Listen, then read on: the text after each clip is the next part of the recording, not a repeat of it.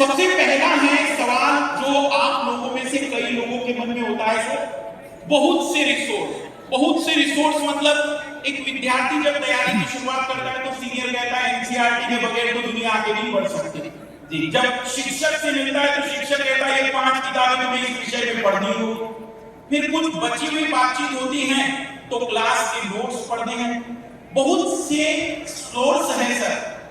मैं चाहूंगा कि आप सबसे पहले ये जो सारी दुनिया का बोझ है इसको कैसे कम करें और किस तरीके से इस यूपीएससी में बेहतर रिसोर्स और कम से कम रिसोर्स में बढ़िया परिणाम लाए सर। बिल्कुल सर।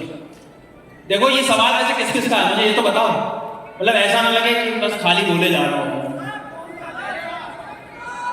मतलब मैं आपको एक बात कहूंगा कि आप कोई भी परीक्षा की तैयारी करो ना, सबसे पहले समस्या ये आती है।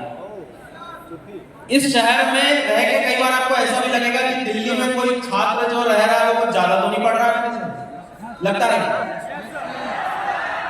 बट मैं आपको भरोसा दिलाऊंगा कि ये जो एनसीईआरटी लिखी है इसको सही ढंग से आप पढ़ना सीख गए तो वो जो कहते हैं ना कि स्कूल में किए गए सारे पाप धुल जाएंगे, समझ में आएगा।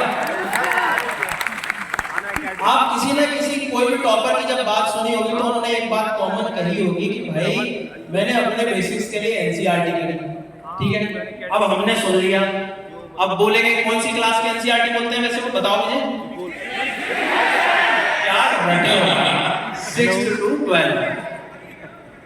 ये अभी नया इनिशिएटिव मैंने भी ऐसा शुरू किया था कि मैंने 6वीं क्लास की एनसीईआरटी पढ़ ली, मजा आ गया, बोले कुछ समझ नहीं आया लेकिन मजा आ गया। कहां से क्योंकि भाई आपको भी शक होगा ना मैं ग्रेजुएट कैसे हो गया, तो आपको अच्छा लगेगा इसलिए 6th की पढ़ ली, 7th की पढ़ ली, 8th की पढ़ ली। आप सोचो कि जो ज्वालामुखी 7वीं में है, 9वीं में है, फिर 11वीं में है, 3 बार पढ़ के करोगे क्या?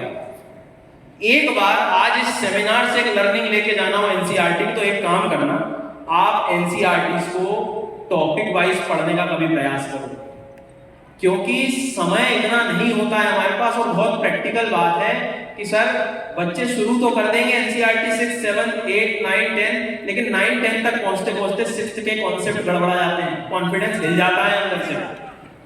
और ये बात सत्य में बता रहा हूं, कई बार बस बता नहीं पाते हम सामने किसी को।